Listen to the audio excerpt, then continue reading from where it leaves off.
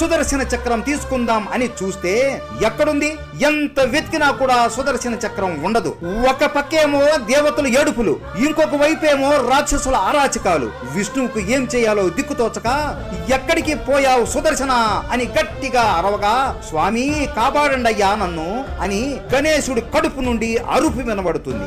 ఒరే గణేశ, నా కొంప ముంచావు కదరా నాయనా, నీకు దండం పెడతా, తొందరగా సుదర్శన చక్రాన్ని బయటికి వదులురా గణేశ అని ఎంత బ్రతిమాలినా గణేశుడు మాత్రం మాట వినడు. అప్పుడు శివుడు అక్కడికి వచ్చి విష్ణువుతో నవ్వుతూ, ఇప్పుడు నీకు కావలసింది గణేశుడి దగ్గర ఉంది, నువ్వు గణేశుడిని మెప్పిస్తే వాడు నీకు కావలసింది ఇస్తాడు అని అనగా, విష్ణువు వీడిని ఎలాగో అలాగా చేసి బాగా నవ్విస్తే పొరమాలి చక్రాన్ని బయటికి వదులుతాడు అని అనుకొని చేతులు చెవుల దగ్గర పెట్టుకుని గుంజీలు తీస్తూ, గణేశ సుదర్శన చక్రాన్ని బయటికి వదులురా అని అంటుంటే, ఏంటి మావయ్య ఇంత